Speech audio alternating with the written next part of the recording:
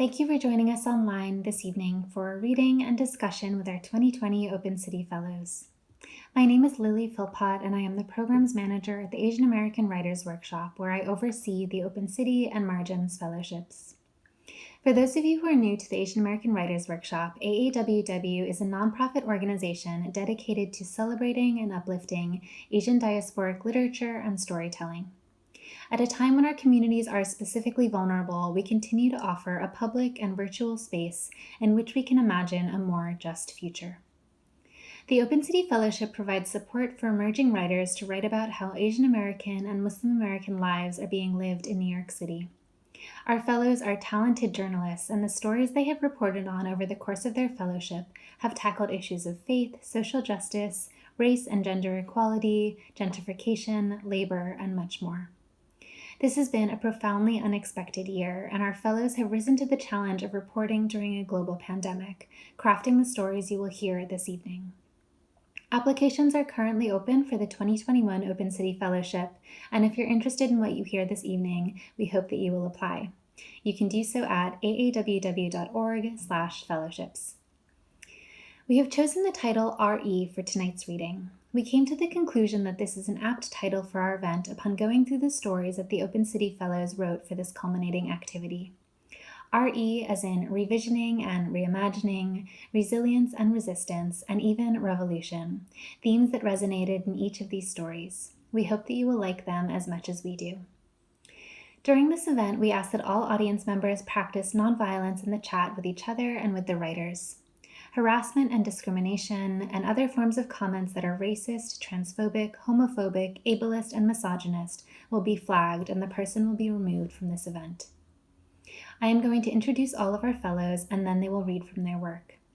Following their reading, they will be joined on screen by AAWW's senior editor, Noel Pangilinan, who will lead them in a brief conversation about their work. Noah Flora is a freelance reporter, culture writer, and fact-checker based in Queens, New York. They write about politics, labor migration, and mass movements, race, and literature. Noah is affiliated with The Nation, Democracy Now!, and The Progressive, and they have previously freelanced for outlets like Foreign Affairs and Type Investigations. They graduated from Ohio State University in 2014 in their hometown, Columbus, Ohio, and they received their MA in English Literature from Rutgers University in 2018, where they taught and studied for 3 years. Amir Khafagy is a New York City-based journalist. Born and raised in a working-class family in Jackson Heights, Queens, Amir has been involved in social justice movements for nearly a decade. He has contributed to such publications as Vice, Jacobin, City Limits, Curbed, Truth Out, City Lab, Gothamist, and In These Times. Kate Zen is a community organizer, artist, and software developer living in Flushing, Queens. Born in Shanghai and raised in NYC, Kate has been organizing for social justice in the Asian Pacific American community since age 15 for the Chinatown Literacy Project, of which she was a co-founder. She is also a former executive director of Chinatown Youth Initiatives and is interim director of Red Canary Song, a collective of Asian and migrant sex workers fighting for justice, safety, and labor rights for migrant massage parlor workers in Flushing and Sunset Park. Soumya Shankar is a politics and international affairs journalist focused on South Asia and the South Asian community in America. Her work, centered on electoral politics, conflict, migration, and social movements, has appeared in Foreign Policy, South China Morning Post, The Intercept, Religion News Service, The Caravan, and The Hindu Business Line, among others. She teaches journalism at Stony Brook University, and she earned her master's degree from the Columbia Journalism School. Preeti Varathan is a multimedia reporter, producer, and host. She most recently helmed the global video series Quartz News, a weekly show with Facebook. She has produced stories in Singapore, Mumbai, Caracas, Lagos, Paris, Sao Paulo, London, Montreal, LA, and New York. She produced and directed a documentary on endangered elephants in India, and her work has been nominated for the Gerald Loeb Award and a Webby. Thank you again for joining us this evening. Please join me in welcoming and in celebrating our 2020 Open City Fellows. Thank you. Hello, I'm Noah Flora, and these are excerpts from my piece for Open City called The Kingdom That Drips in Gold, about the New York City-based indigenous Maranao dance group Kinding Sindao and the revolutionary history of Mindanao in the southern Philippines. Thanks for watching, and I hope you enjoy.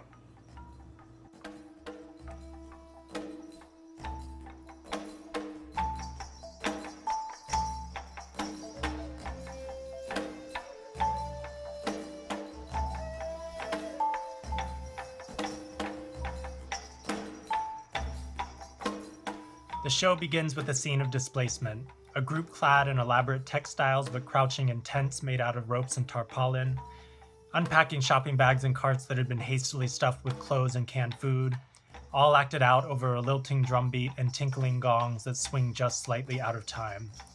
Crashing cymbals and frantic shouts interrupt the solemn scene. The people flee.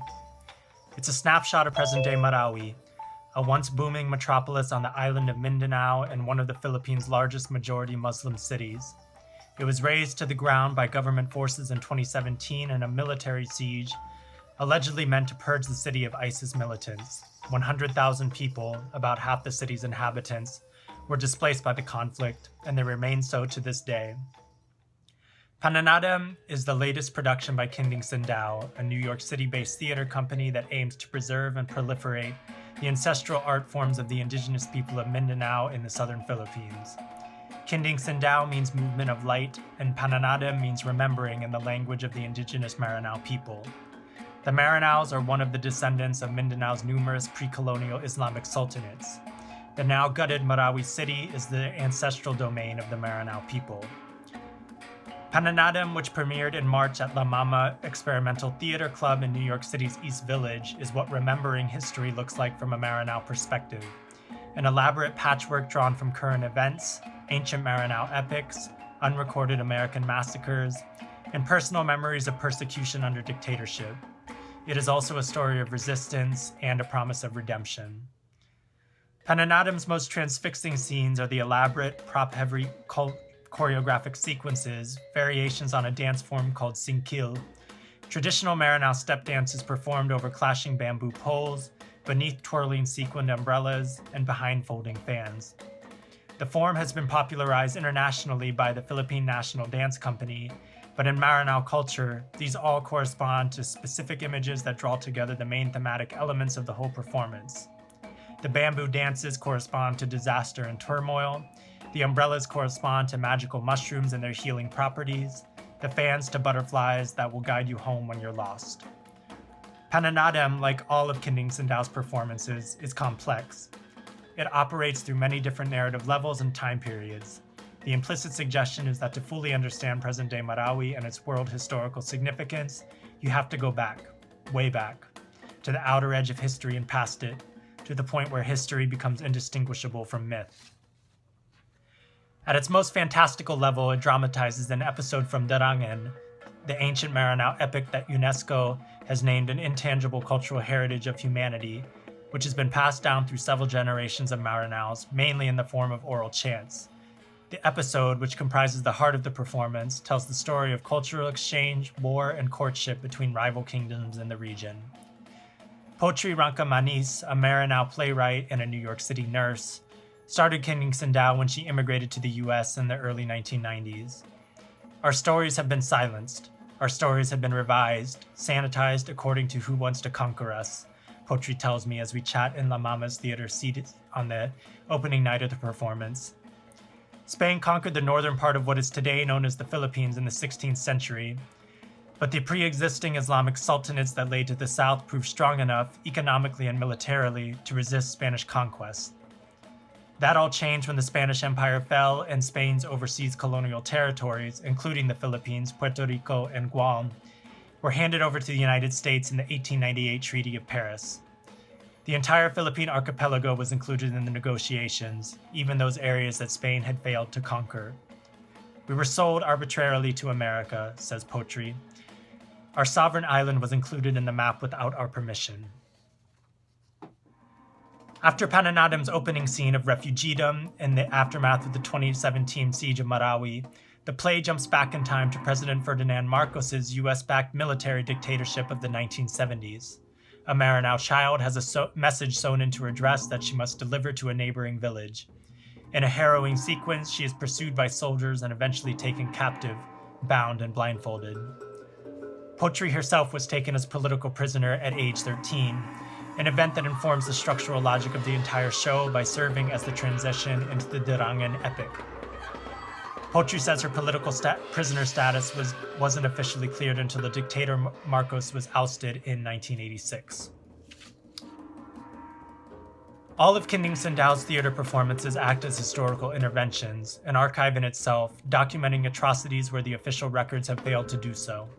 As Potri walks me through the group's back catalog over the years, she rattles off a series of 20th century massacres in Mindanao that I'd never heard of, all of which were committed by the United States. The 1890 US Census was famous for its proclamation that the frontier was dead.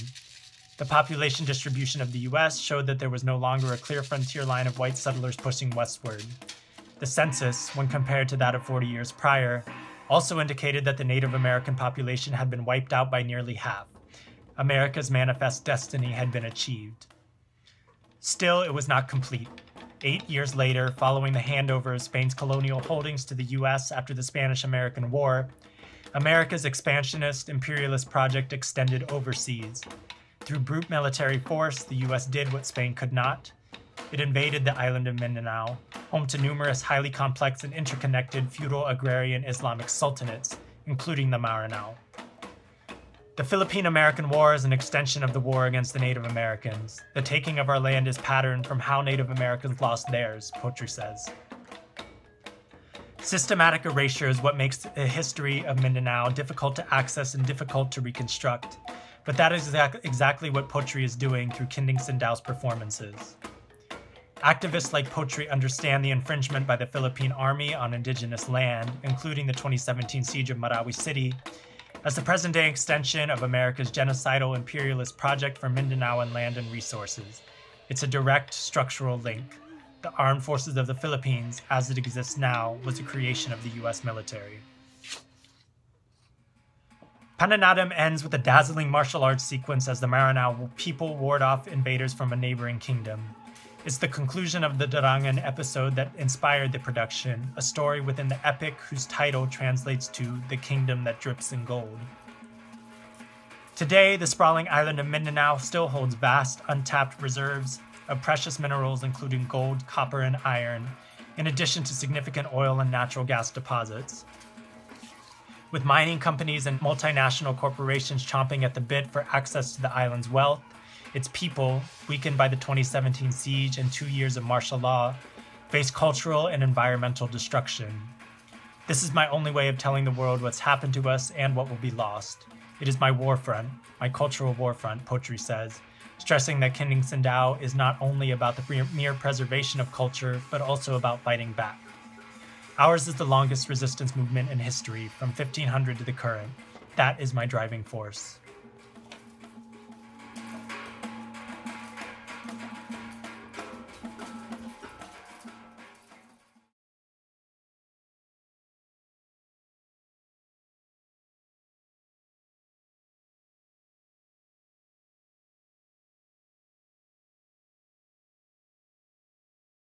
Hi, my name is Soumya Shankar, and I'm an Open City Fellow with the workshop.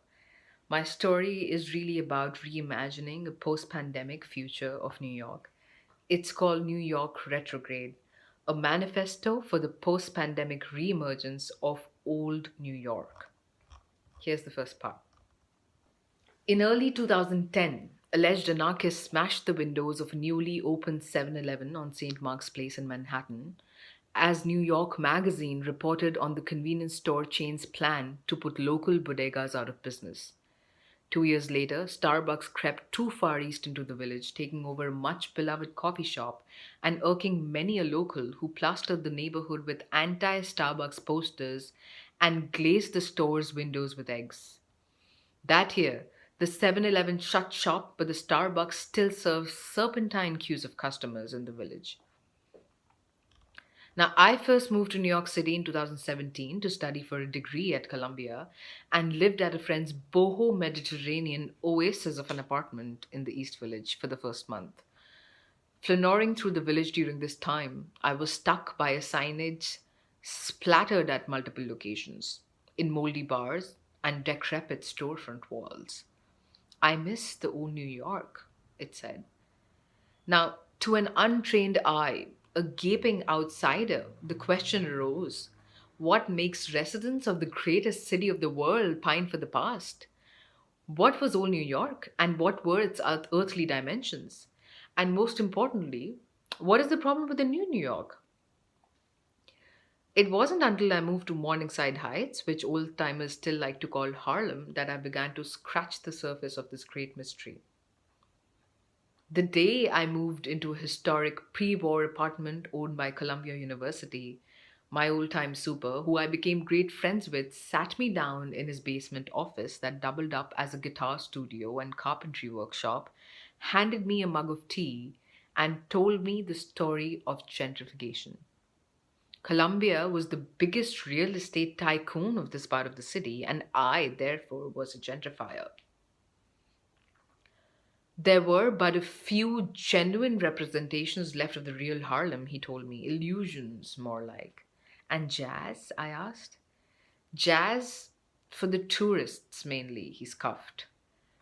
Now, it had been a month since Whole Foods had just opened its first branch in the world's most historic black neighborhood, and they were calling it the final nail in Black Harlem's coffin. Very quickly, it dawned on me why some New Yorkers pine for an older, more cruder, grittier, more real time. And I was an early convert to the idea too, coming from a bustling, raw, nerve central metropolis, equal in size and population, but much older in age.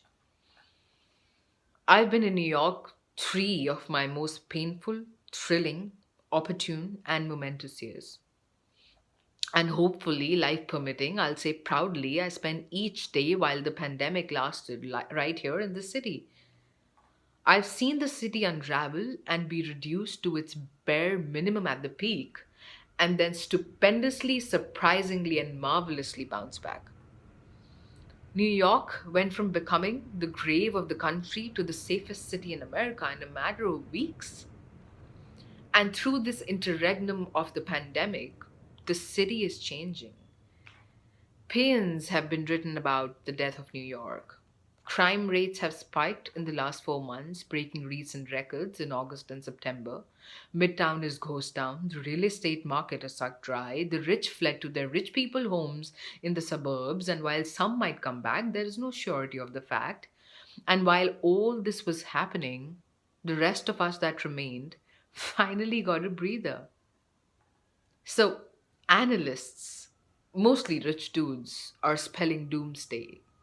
They have proclaimed that the current crisis isn't the same as a post 9/11 New York. No, it's not even the same as the post global recession of 2008 New York. No, this New York is doomed for good. And while reading multiple declarations of the death of the city, it dawned on me: New York isn't dying, it is going retrograde. You see, nostalgia all around the world appears to reach its peaks during times of especially high levels of immigration or catastrophe, or when the demographic composition of the city is changing most quickly. And our canvases of the streets of New York have mutated at a breathtaking speed in the past 50 years. Generations have grown up not being able to draw coherent continuity between the past and the present. New York has changed cognizably in the past 2 decades. However, many, while going along with it, were not entirely comfortable with the pace of change or the direction in which things were going. I know that Old New York is a greatly controversial idea, a spade of nostalgia with its own time space hermeneutics. But being nostalgic for the New York of the 70s and 80s was common among some patrons of the city, and there are many reasons for it. The first influx of migration of the 19th century was too far behind. On the other hand, the New York of the late 20th century was brimming with stories that great books are made of, as they were. Now, it is in fact this grungy, sweaty, feeling, thumping New York of the working class and of pimps, hookers, gangs, pawn shops on Broadway, stuff that offends some as well as inspires others, which is embodied by the phrase old New York. What also defines old New York is the community, the mom and pop businesses that were driven out by corporates, the feeling of being cared for and of caring. As the coronavirus has tsunami through the city in its first round of devastation, a case seems to be made naturally. Contours of old New York are reappearing again. Thank you.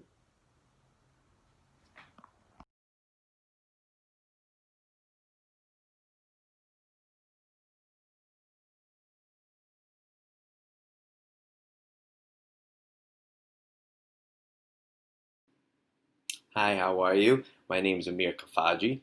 Um, I'm an Asian American Writers Workshop Fellow, Open City Fellow. The piece that I'm going to read is called "Keeping the Faith." In New York, a Muslim hospital chaplain struggles with faith amongst a plague. The piece is the third in a series for which I've written about what different Muslim communities have been struggling with over the course of this pandemic. What I find interesting about this series that I've worked on is that it's a living document for which hopefully in the future, when people look back at this period of time, they can look at it and reflect on what communities across New York City and what Muslim communities in particular were dealing with during the pandemic.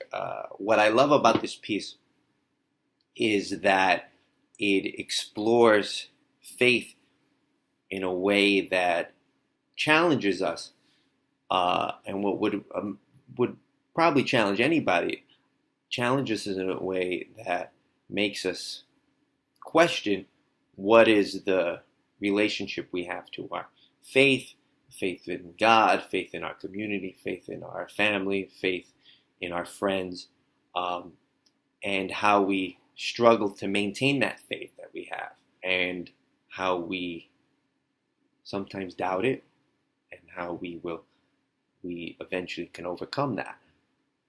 I think I've said enough already about the piece, and I should just go into reading the piece.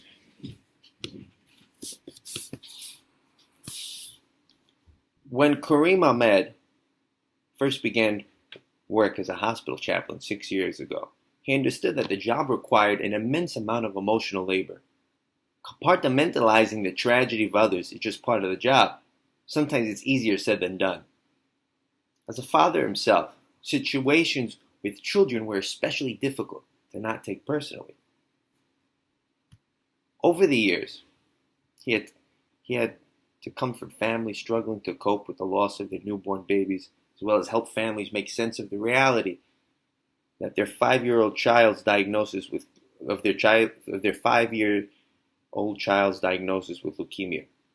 Despite the countless times he has bared witness to the trauma of others, he was able to maintain his spiritual composure, so to speak. For this job, you have to have resilience and the spiritual groundness to weather that storm, he said. The nature of the job is that you're going to have those days when you ask yourself if you want to stay with it or not. Yet little could have prepared him for the amount of suffering he would be confronted with at the height of the COVID-19 pandemic. What I witnessed was nothing I could have imagined. The sheer amount of people who were walking into the emergency room was maddening. Ahmed had been working as a Muslim chaplain at Stony Brook University Hospital in Suffolk County, New York, for a little over a year when the virus hit. At the height of the outbreak, the hospital was inundated with COVID-19 patients, with at least 500 COVID positive or suspected cases, nearly pushing the 695-bed hospital to the brink of capacity. To increase the bed count, New York State spent $50 million on a 1,031-bed temporary hospital to meet the demand. From March through August, the hospital treated 1,653 COVID-19 positive inpatients. Adding to the pressure, 220 of the hospital staff became infected as well. Ahmed said that the unprecedented surge of suffering caused him great duress. Fear of contracting the virus and then spreading it to his wife and child made him briefly question his own faith and resilience. At one point, his kufi, an Islamic skull cap, fell to the hospital floor. With his heart skipping a beat, Ahmed was engulfed in fear, debating whether or not he should pick it up or not. We had to take off every piece of PPE one by one and had to treat it like it was radioactive, he said. The anxiety I had when I visited COVID positive patients, with the amount of effort I gave to scrub myself afterwards, definitely put doubt in my mind. As Ahmed views it, a chaplain is meant to provide comfort to those who are undergoing a tremendous amount of discomfort. Hospitals, however, are naturally an uncomfortable environment. It smells of bleach, and the labyrinth of fluorescent lit corridors could be dizzying. Alien-like machines of all kinds make noises at all hours. Overworked nurses zigzag from room to room in an assembly line fashion, jaded by the sheer amount of humanity that they have encountered over the years. The comfort of home are absent, not to mention the fact that the odds are, if you find yourself in a hospital, there's my cat, it's probably not the best day of your life. Think about it. It's the only place in the world, really, where hearing the word positive means you just got awful news. With that in mind, Ahmed does his best to meet his patients and their families in a state of mind that can circumnavigate the trappings of a hospital. Being in a hospital, you are suffering losses, and every loss begets grief. So there's the mourning that is happening, and you don't have the things that bring you comfort. Understanding that locks you into focusing on supporting the patients so that you become a source of comfort. However, as the hospital implemented strict quarantine guidelines that restricted families from visiting their loved ones, his job took a renewed importance as families, Muslim and non-Muslims alike, asked him if he could watch over their loved ones over their loved ones for them and perform dua, a prayer of supplication or request. Muslims regard performing dua as one of the most profound acts of worship one can make. Unable to walk into the room, he would peer through the windows and recite the Surah Al-Fatah for the first chapter in the Quran, or on their behalf. In the name of God, the infinitely compassionate and merciful. Praise to be God, Lord of all the worlds, the compassionate, the merciful, ruler of the day of reckoning. You alone do we worship, and you alone do we ask for help. Guide us on the straight path, the path of those who have received your grace, not the path of those who have brought down wrath, nor those who wander astray. Amen. Many Muslims believe reciting the Al-Fatah can be instrumental in hastening the healing process. It was a comfort for families to know that their loved ones were not alone, he said, that someone was there and said a prayer. Still, he wonders if his terminal patients were aware that he was near. Many patients, especially at the end of life, were not verbal, so I'm not even sure if they were aware of our presence. With families unable to visit their loved ones, he grappled with providing them chaplain services remotely. Particularly challenging was having to have an end-of-life conversation with family members over Zoom. With so many people dying on a daily basis, those meetings became more essential. At that point, communicating with families became even more important, said Ahmed.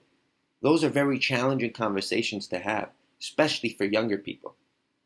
Despite the challenges, the pandemic gave him a renewed sense of purpose, reminding him of why he became a chaplain in the first place. For most of his life, Ahmed was on the move, never staying anywhere long enough to establish a sense of identity. Born in Pakistan, his family moved to the Caribbean, first settling in Jamaica, then Barbados. Eventually, he made his way to Southern California, where he worked in marketing for a tech company until 2012. He enjoyed the job, but he would wake up every morning with a profound feeling of emptiness. Every morning, something was missing. It was decent, honest work. But when the company leadership talked about creating products that were changing the world, that didn't resonate with me, he said. I don't think they were being insincere, but I didn't feel I was contributing to the betterment of society. When the company shuttered, he took it as an opportunity to do some soul searching. At 33, with a wife and a newborn child, he was anxious to find something meaningful at first. With time on his hands, he began to regularly attend services at the local mosque. The imam took an interest in him, and Ahmed began helping the imam do research for his sermons, During Juma prayers, Ahmed was thrilled to see that the sermons he helped craft moved the congregation. To see something you helped write deeply move 300 people in a room, it's a thrill I have never felt before. One day, the Imam pulled Ahmed to the side and told him that he enjoyed having him do research for him, but that he was destined to do bigger things. Ahmed was crushed. Unsure what to do next, he felt like he was back to square one. Yet when news broke worldwide of the murder of Michael Brown, Ahmed, like many Americans, was angered. Once again, another black man was unjustly killed. It was very anxiety-inducing. I felt like violence was right outside my doorstep. It forced me to confront this kind of violence is systematic. What happened to Michael Brown is not different from what happened to many people since. Agitated, Ahmed quickly realized that what he was looking for all along was an opportunity to make a difference. But he wasn't so sure how. His wife, who was a doctor, suggested he meet with the chaplain at her hospital. After several visits shadowing the chaplain, he was convinced that the chaplaincy was his calling. For Ahmed, the pandemic has been the ultimate test of his faith, both of himself and of humanity. Although he has seen horrific trauma, he says it has been balanced by unbelievable moments of joy. He saw people on the brink of death make miraculous recoveries almost overnight. But sometimes the bad days just affects him more than the good days. On the bad days, guilt lingers over him. When he goes home to his family, knowing that some of his patients may never return home again, he can feel it sticking to his skin and clothes like the ash that covers windows after a fire. To bring himself comfort, Ahmed is reminded of the passage of the Quran that helps put life in perspective. Allah says in the Quran, by the time human beings are born, they are in a state of loss. That by the nature of time and how Allah has decreed time for us, loss is inevitable to us. On every level, whether our limbs get a little stiffer or eyesight gets a little weaker, time is just a guaranteeing loss. Thank you very much. That's the piece. I hope you enjoy it, and I'm looking forward to our question and answer period. Thank you very much.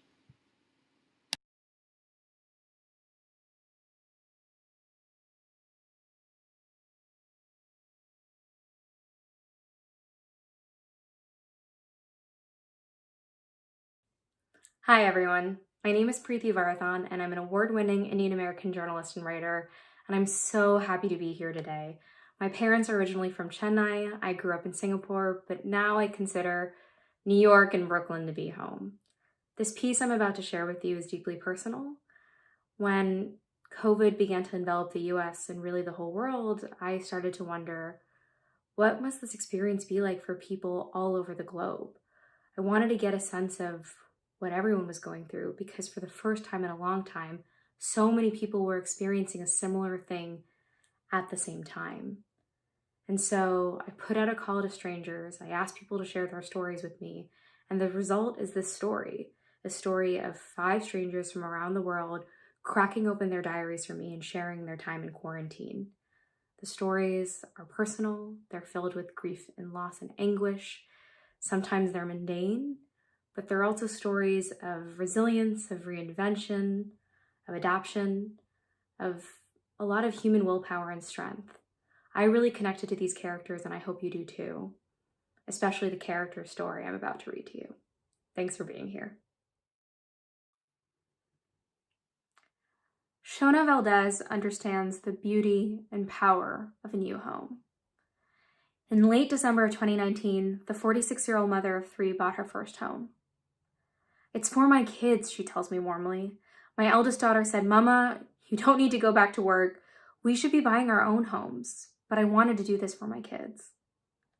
Now, far away in Singapore, Shona loves to conjure up the house in her memories, turning it over and delighting in its rooms, entrance, and modest garden. "It's very simple," she tells me. 4 rooms, so each of us has a room. Her home is in Quezon City, Philippines, a metropolis on the Guadalupe Plateau, northeast of the capital city of Manila. A life in Quezon City is at least 2 years away. Shona is a migrant worker in Singapore, working as a live-in maid, or as locals like to say, a helper. It's a choice many Asian women from low-income families make. It's been very difficult because I need to sacrifice so much, she tells me. In the Philippines, it's hard to find a stable job. In Singapore, someone like Shona could make 3 or even 4 times what she would make back home. So that's exactly what Shona has been doing for 16 years. When I ask her if she remembers her first job, her voice gets a little strained. I was 30 back then, she says wistfully. Her children were barely teenagers.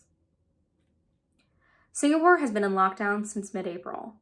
They announce, "You cannot go out, you cannot do this," she remarks sadly. I need to focus on my work to not feel the depression, she tells me. But I also need to have patience with this family. The family she is referring to are her current bosses, a couple, a set of grandparents, and 2 young children. Shona plays with the youngest child, a 1-year-old, acting as a surrogate mother. As we keep talking, Shona's work situation becomes a little bit clearer. Honestly, no, I don't like my job, she says carefully, as she reveals what her day-to-day life looks like. The grandmother frequently screams at her, throwing verbal assaults her way. The parents are cold and indifferent to this abuse, often joining in themselves. They don't let her use her phone after 7 p.m.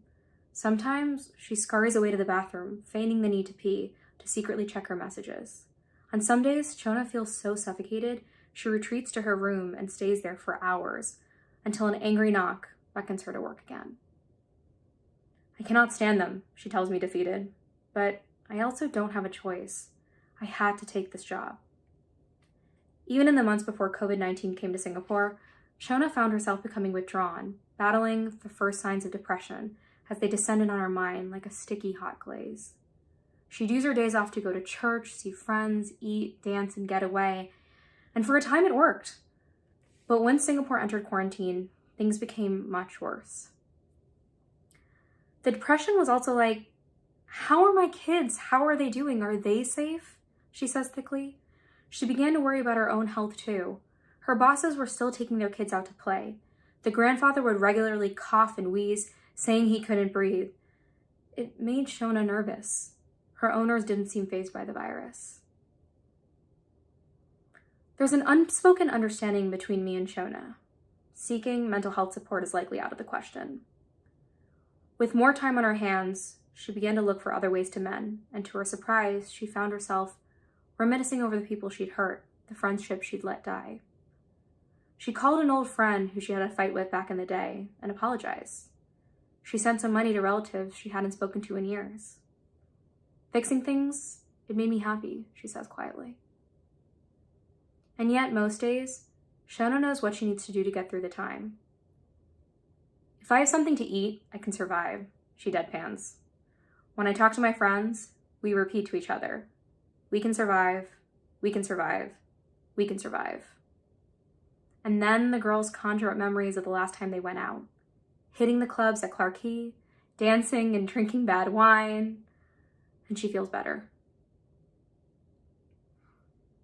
It's probably worth confessing at this point that I pursued this project for selfish reasons. A few months into the pandemic, I became severely depressed. It lay on me like a thick fog encasing my mind. At first, our new normal felt bracing, sickly exhilarating, like something to meet with vigor. But with time, I started to move through the motions of my day robotically, brushing my teeth, washing my face, mustering up the energy to work, only to collapse exhausted on my bed. As the days pressed on, beating with regularity, I sunk into a milky depression. This malaise was occasionally disturbed by moments of panic and anxiety, but the fog would do its work and just as quickly obscure. It was horrible and also infuriating. I'd read the headlines and absorb the savagery of this virus, and I knew I was lucky. My therapist would gently point out, that's not how anxiety and depression work. How does it work? I thought angrily. How do we adapt to this? I've been thinking lately of the characters of The 100, a sci-fi drama set in a post-apocalyptic world, who descend beneath the ground because the air on Earth has become poisonous. They spend 6 years in a bunker away from the sun and the skies. They're a resilient bunch. I mean, they fought off 4 seasons of disasters. And yet their chief terror, despite food and water shortages, are their own thoughts. Demons flitting around like anxious birds in their minds, gently cooing, This isn't worth it. Maybe you just want to die. I contemplated their torments from the privacy of my own bunker, which wasn't even really a bunker, but a comfortable hovel in Brooklyn. And yet at times it felt like I too had descended somewhere, foreign and unreal, thrust into an alternate dimension, absent of crowds, commutes, flooded bars, hugs, kisses, open public laughter, away from human touch, from the accidental elbow of a stranger or the tight embrace of a friend. I too was afraid of the air around me. I am struggling, I thought, but I'm probably not alone. I pitched this story so I could talk to strangers. What I found, at least from the folks I talked to, is that people are far more stubbornly resilient than I realized. But sometimes for that stubborn resilience to rear its head, it takes time. I watched as people languished for months, and then one day, seemingly out of nowhere, realized something profound. I want to be alone. I want to do something different. I miss my home. Resilience can even bloom when there's nothing to be done.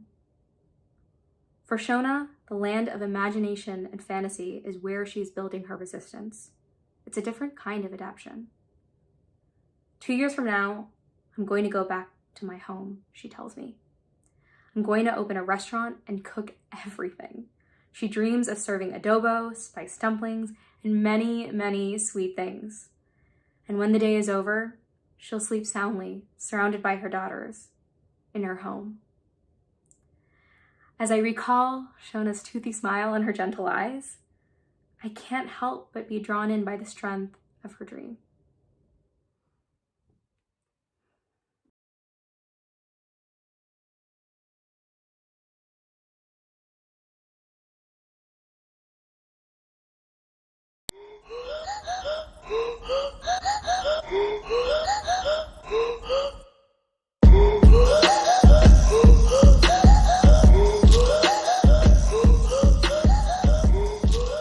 My parents are Chinese immigrants, and they love Trump. It doesn't matter if he calls COVID-19 a China virus, blowing the dog whistle to spur on anti-Asian violence during the pandemic.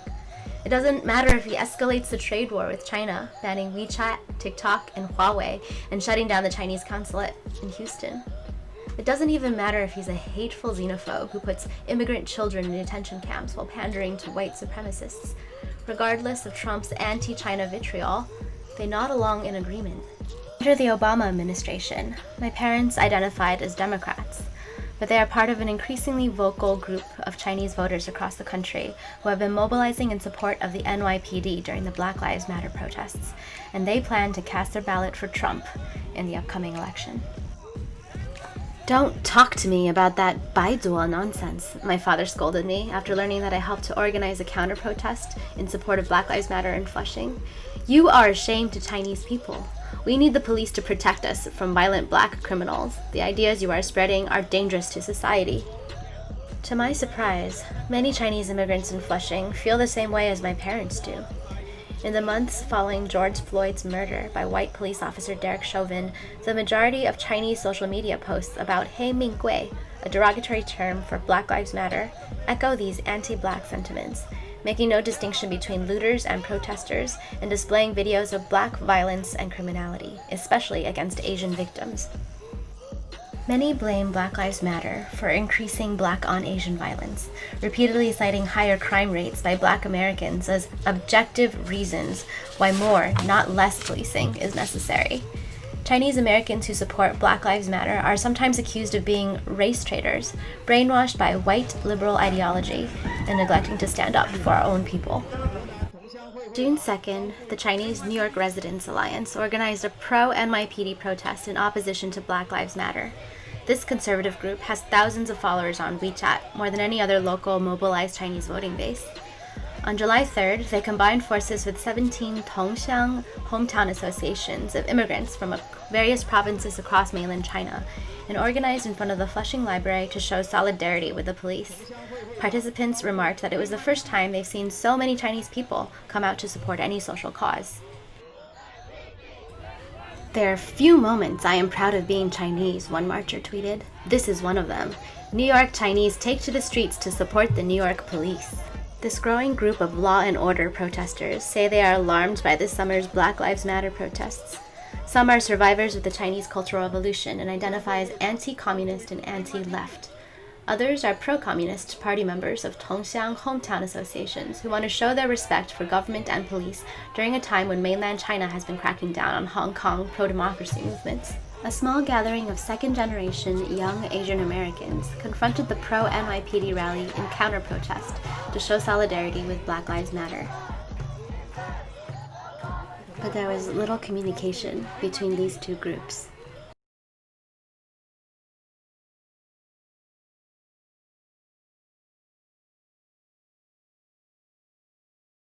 You're too young to understand this. Left-wing ideology is a poison, my father said to me. We came to America for freedom because we saw how terrible communism is. But now, with these protests in America, the US looks like it's going down the same path as China did. These Black Lives Matter protests are dangerous and wrong-headed.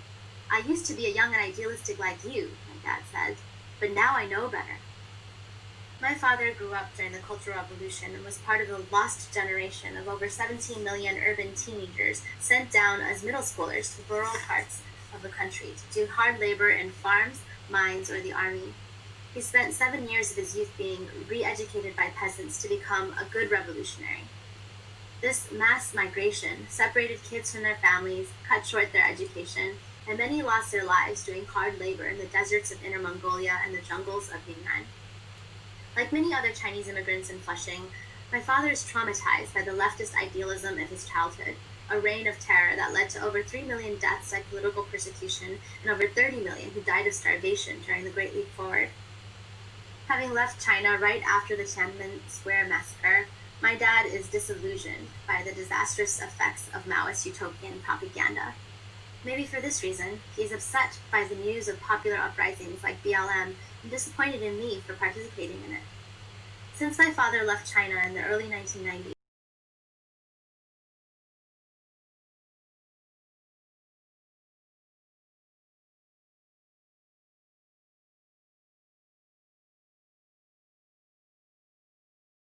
the US treats other people badly, while China treats its own people badly, my dad says. Americans like to talk about human rights, but American democracy is all about protecting American military interests and American money. I can agree with my father about some of the hypocrisies of the US, especially when it comes to how the country treats people of color, both domestically and abroad. Out of anger against the United States, some indigenous activists like Red Nation and Nick Estes and prominent leftist intellectuals like Vijay Prashad criticize American imperialism and, in the same breath, also defend China and the Chinese Communist Party.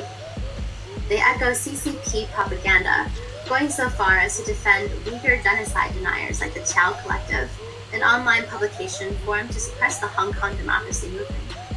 What is bewildering to me about the defense of the Chinese Communist Party by left-wing American activists, especially indigenous activists and people of color, is that China actually has been extremely repressive in its treatment of its own ethnic minorities. China's suppression of Uyghurs in Xinjiang, its cultural genocide in Tibet, its disputes in the South China Sea, and its intentions to extend influence into Mongolia, Central Asia, Southeast Asia, and Africa through the Belt and Road Initiative, demonstrate an imperialistic mandate that is second to none in the thousands of years of the history of the Middle Kingdom, Zhongguo. However, some leftists see China as the only superpower challenging American hegemony. So, in order to stand in opposition to the United States, they support China. This monomanic infatuation by some members of the American left for the Chinese Communist Party actually mirrors the MAGA hat-wearing, pro-Trump rallies of Chinese immigrants in Flushing, who singularly vote for Trump in order to usher in the downfall of the CCP. These two extremes meet at the shared point of resentment for each other, which is the very point where you'll find candidate Trump. In Flushing, that point of convergence is the Queen's Library on Main Street. In front of the Flushing Library on any given weekend, you'll find Chinese Democracy Party activists on one side flyering and calling for the overthrow of the Communist Party while demanding freedom for political dissidents held in labor camps in China. Many of them also carry an American flag. I asked one volunteer passing out pamphlets about Chinese imprisonment of Falun Gong members if he'll vote for Biden or Trump in the upcoming election. Of course I'm going to vote for Trump, he told me. Trump is the only person bold enough to challenge China. This is what matters to me. Obama was terrible at this. I don't think Biden will be as strong as Trump against China. On the other corner of the Flushing Library, the pro-CCP Landlord Alliance that is demanding eviction courts to reopen so they can get rid of bad tenants during the pandemic is also waving American flags. They are the self-proclaimed, hard-working Chinese business owners living the American dream. They want more public funding for the NYPD to protect their family, and their flyers say that they want Chinese people to rise up like Black people and vote, but vote for Republican candidate Tom Smith, whose campaign website says he 100% supports the police. Whether you support the Communist Party or are against the Communist Party, the majority of Chinese immigrants in Flushing have found a good reason to oppose Black Lives Matter and vote for Trump. The political spectrum of left and right in China and the US don't map well onto one another. You just can't make sense of one in terms of the other. While CCP censored social media and WeChat is spreading anti-Black racism and promoting the NYPD, the right-wing media in America is accusing the Communist Party of bankrolling Black Lives Matter. At home, on Skype, my Chinese tutor, who lives in Wuhan, gives me a long lecture about her theory on why everyone should support Trump. In China, we all support Trump because Trump is making America fall down. We want to see America fall. In Taiwan, they support Trump too because the Taiwanese want China to be weaker. They want to see China fall.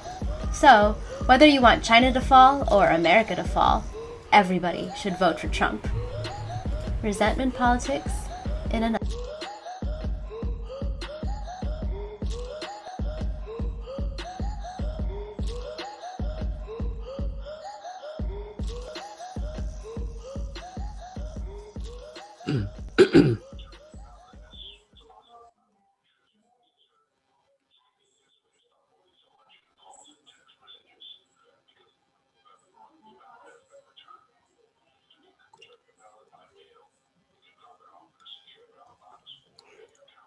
Good evening. Welcome again to the Open City Fellows Reading Night. I am Noel Pangilinan. I'm a senior editor for The Margins, the online publication of the Asian American Writers Workshop. Those were really fantastic stories. We are now opening the floor to questions.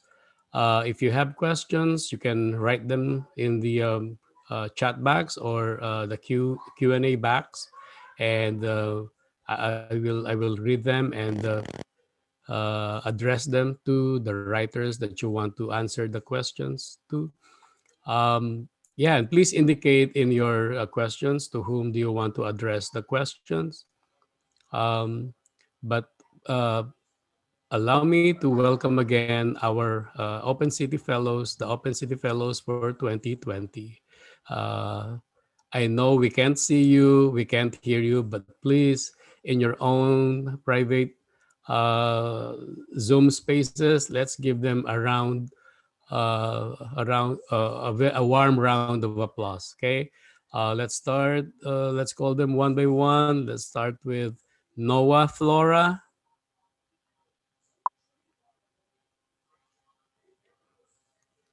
Amir Khafagy.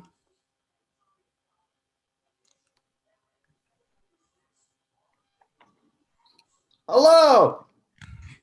How are you? Soumya Shankar. Hey. Preeti Varathan. Hi, everyone. And Kate Zen. Hey, everyone. Okay.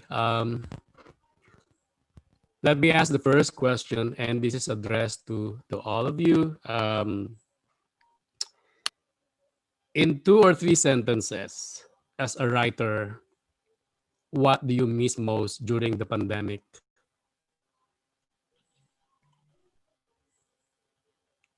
Let's start with Noah. Yeah, sure. I mean, we've had conversations about this before, right? But the fellowship is very much, it places emphasis on like being out in the streets, right? And interacting with the communities that we want to cover. So when the lockdown happened and we lost the ability to like literally be out in the streets and be outside. I think we all felt that pretty strongly. But I know for me, like a lot of the reporting that I had done before the pandemic was transnational in nature. So I was pretty used to kind of the idea of like hopping on a phone call and doing interviews with people like across the ocean, in the Philippines specifically. So I guess the transition here was just hopping on the phone with people across the city, as opposed to, overseas. So, yeah. Okay. Amir? Well, I think what I miss the most is the sense of community, and the sense of, to be social with people, right? So with social distancing, it has been very difficult to meet people and actually have those conversations face to face and visit places, especially when you're reporting. It's, I like to investigate the place for myself. I like to see the community I'm reporting about, or the particular subject I'm reporting about. I like to be there, I like to be in it, and especially in the beginning of the pandemic, it was very difficult to do that. So that to me, has been the most challenging part of this pandemic. I'm a very social person. I like to be out with people. I like to be out on the streets. I like to keep my ears on the sidewalk to see what's going on. And a lot of that was put on pause.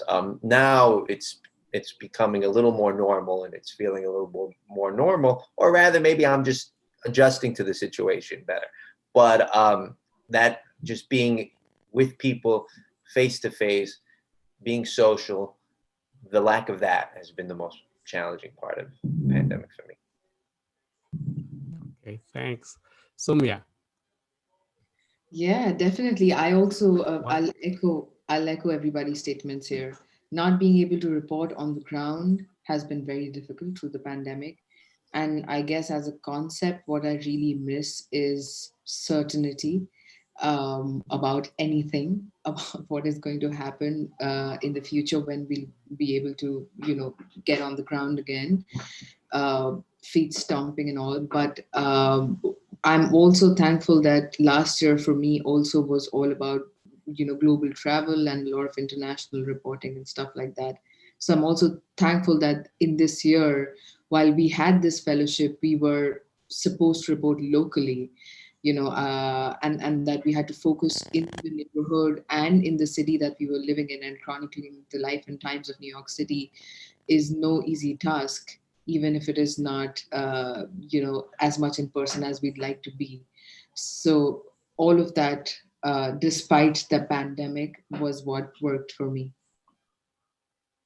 Okay. Preeti, same question. So I'll echo what everyone else said, which is the number one thing is obviously I miss talking to my sources face to face. There's a reason people want to be a reporter, a writer, a journalist, and it's usually because some part of you not only craves that kind of communication and intimacy, but you also crave the desire to then translate it into a work, any kind of work, whether that's like audio, video, or writing. But the other thing I will say is that when the pandemic first hit, it's like the biggest story of the year. And then of course, a lot of like BLM stuff happened. And I think for a time it felt hard to know that anything you were writing had a pandemic angle, like anything you were writing, it was almost like there was like a gray filter on everything, and there was such urgency and necessity to report on this stuff, but it also felt like it took the air out of everything else. And I think, obviously I finally made my peace with that because my whole story for tonight was about the pandemic. But I think for a while that was something I struggled with. It's like, can we still write about joy? Can we still write about other things, language, culture, anything, if it's not intimately pandemic related, or if there's not an obvious pandemic angle. And now, is there a pandemic angle to everything? So that's something I definitely struggled with. Okay. Thank you. Kate? I think I missed just having like a cohort and actually meeting like in person. I think, we had a really different fellowship experience than we would have had if we had like a more normal year. So yeah, I kind of wish we had that chance to bond more in that way. Okay. There's a question from one of our attendees from Levi Farrell, addressed to Preeti. How did you find your contact in Singapore? Was it difficult to communicate with her under the strict restrictions she's under by the family she waited for? And does her situation seem to appear similar to indentured servitude? How did all of that affect you during the difficulty you yourself have been experiencing? Yeah, that's a great question. So I will say that I, found her the way a lot of people, a lot of reporters find sources today, like via the internet and social media. And so I'm also originally from Singapore and have done multiple stories there. So I'm decently well embedded. I wouldn't say I'm incredibly well embedded, but I knew a network of helpers in the country, and so I was able to connect with her. So that's how I found her. I think the other question was, okay, was it hard to communicate with her? Yes. In fact, so Singapore, there's a 12-hour difference between here and Singapore, and we needed to be very careful that I only interviewed her at times when she could kind of like pretend she was sleeping or get away from the house. Or I actually interviewed her. I did a second interview with her on her off day. So we had to be really careful about that. We actually had an extended conversation about whether I should use her proper name, and we finally decided that there are enough Shona Valdezes in the world that it's hopefully fine. I kind of kept a lot of details about her bosses kind of very, very anonymous for that reason, so it was not obvious whether they could link her. And so I definitely was thinking a lot about her like safety and anonymity in that time. And then the last thing I will say is the working situation in Singapore for helpers is very complicated. And I think whether it's like indentured servitude is, so strictly speaking from an economic definition, no, it's not. But whether it is from a more like human rights and kind of qualitative perspective is a really good question, one that is probably worth its own panel. What I will say from the reporting that I've done, and I actually reported a whole story about this kind of labor 2 years ago, is that it's complicated, and the relationship that someone like Shona has as both a worker and to other Singaporeans, since she's not a citizen, is also pretty complicated. Like relative to Singaporean citizens, her rights are quite limited. The fact that she has, from my perspective and from her perspective, pretty abusive employers, I think only amplifies that. So hopefully that answers your question. And if you read the full story, the other characters are from other places in the world. So you can get a sense of the global texture of this. Okay. It's a question from Ayesha to all panelists. What were each of your themes or subjects for the fellowship this year, and how did you select them? So anybody can have the first crack at the question. What were each of your themes or subject for the fellowship, and how did you select them? I could go first if nobody else minds. That's a great question.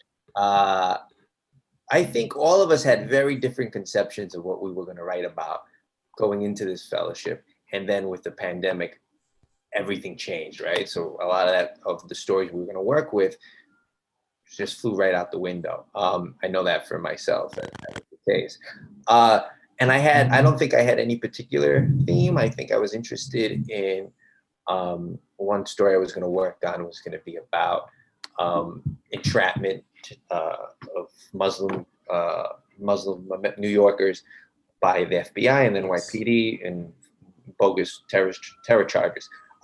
That completely changed with the pandemic, and that became much more difficult. So I had this interest in how Muslim communities were coping with life in the pandemic, how they were going to maintain faith-based institutions and maintain just their communities and maintain their faith in their religion and in their family. So that idea was resonating with me, and I kept thinking about how mosques were going to be affected. And I started thinking about how Muslims were doing mutual aid and how that was functioning under the pandemic. And then the idea of having what are Muslim chaplains going through, working in hospitals, and how has that affected their life, particularly working under pandemic circumstances in which many Muslim chaplains, and especially the one I profiled in my piece, did not think they were going to ever deal with that level of suffering and that level of sickness in such an epidemic proportion. So anyway, that was where my idea of keeping the faith came from, and making that a part of making that a wider series of different aspects of the Muslim faith and Muslim communities. Okay, who wants to go next? Soumya? Yeah, I can go. So my idea was to focus on Tibetans who have moved from South Asia to New York, and why are more and more migrating, and why do they find New York to be their preferred home now, not cities in South Asia. And it had a lot of foreign policy, international migration, refugee crisis, and a lot of economic issues at its substratum, that story. But when the pandemic hit, I was not able to go out and meet a lot of people and report out the story. So I started focusing on the life of New York itself, and my community became the working class community living in Queens, in Brooklyn, in boroughs outside the Manhattan.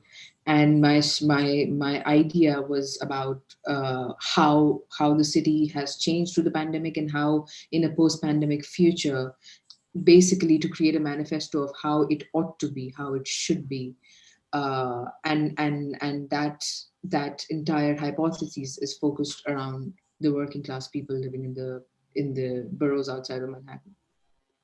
Okay. Who wants to go next? Noah? Sure. I think that, well, one thing among others that I really wanted to explore in this fellowship and interrogate, and this is really like a running thread, I think, throughout a lot of the work that I do, is interrogating the imperialist colonial relationship in history between the US and the Philippines. It's a history that I think often tends to get overlooked. So I really wanted to highlight that in my work, and that was what I was trying to do in my discussion of Kindingson Dao, is the way that, the Philippines actually factors in pretty centrally in the kind of like overall expansionist imperialist project of the US, after the US had fully expanded westward, America's expansionist project kind of like turned outwards abroad, and the Philippines was really that one of the first places that was affected by that project. So yeah, that was like a main theme that I wanted to explore in my work during this fellowship. Okay. Preeti? I think with the onset of the pandemic, my real obsession in this fellowship is to explore the intersection of COVID, culture, and mental health. So the other two pieces I'm working on are going to be much more intimately placed in New York, but that's what I become really interested in. Kate? Yeah. Okay. I think I tried to focus in on Flushing, and my piece had to really change during the pandemic.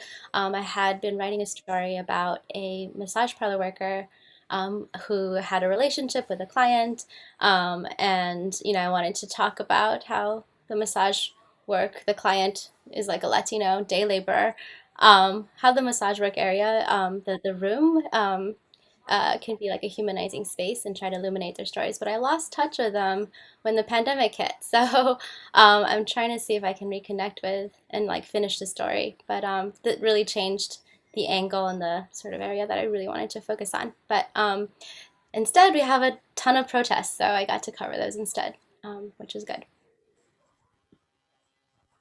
Okay. Here's a question for Noah. Uh, what is Kending Sindao doing right now? Are they able to perform virtually? Yeah, Kending Sindao has still been pretty active throughout the pandemic. I know that they have been holding like weekly webinars, actually. Like you can look them up on their website or on Instagram. They hold still like virtual dance classes, and they've also held webinars kind of coordinating with groups on the ground in Mindanao and kind of highlighting like how that region of the world has been affected by the pandemic. So yeah, they've been pretty active virtually. Okay. This one's for Kate from Robert Rusley. Sorry.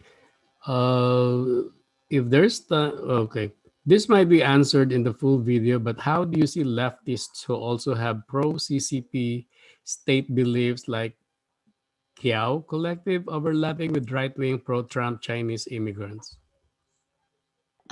So I talked about the area of overlap in terms of organizers. You have people that are pro CCP that are coming out of these Tongxiang groups in WeChat, that are pro business, that are organizing pro NYPD, and they want law and order. And at the same time, so they're actually, these groups are actually connected to the CCP, but at the same time, they're Trump supporters, or they're waving these flags, and I think where they have their support for Trump is definitely around like economic interests. I feel like if you look at their like protests, it seems like it's about like protecting property. It's about like making sure that like celebrating their hard work as business owners. Whereas I think their interest in CCP is just to like not. It's the same actually. It's just to not ruffle feathers.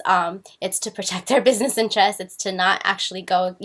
They're not the same as a group that is anti-CCP that are pro-Trump.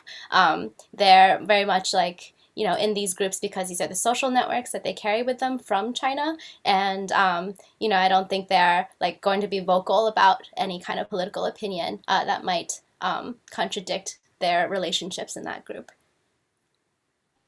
Okay, I have a question for Soumya.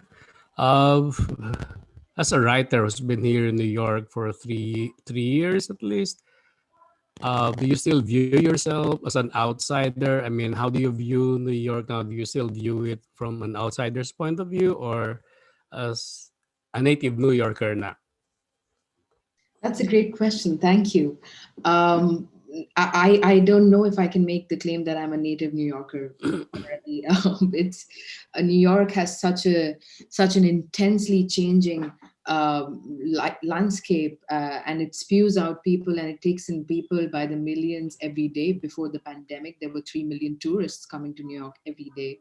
And the 8 million of us already living here, it is an ever-changing city. So I am a witness. I see myself as a witness to this great city. I've grown up in a bustling metropolis equal in size, but much older than New York, and I see myself going from one big urban metropolis to another in this world, just witnessing how human beings have learned to live in cities, and how cities have evolved corresponding to how the times have changed. So I am not a native New Yorker, but I love to see and witness New York. Thank you, Soumya. Amir, probably this is our last question. After talking to Chaplain Ahmed, he seems to be carrying the weight of the world on his shoulder after witnessing COVID's murderous path in the Stony Brook Hospital.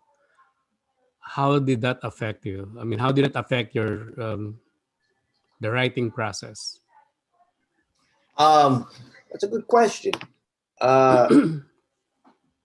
I think what I try to do is capture the moment the best way I could and capture his emotional struggle to maintain, to do his job as well as maintain his own, emotional, uh, his emotional state, as well as, to protect his family from the pure devastation he was witnessing on a daily basis for over 2 months.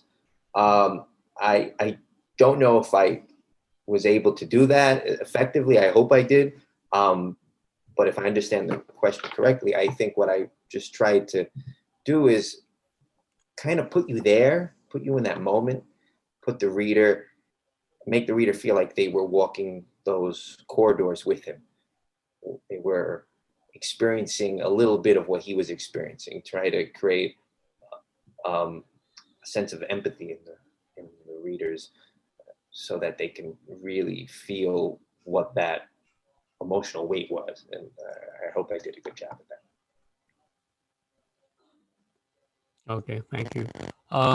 Thank you, fellows. Thank you for sharing with us your stories. Those are really amazing stories. And thank you for, taking us through your journey through New York City and even all over the world, or at least 5 cities around the world.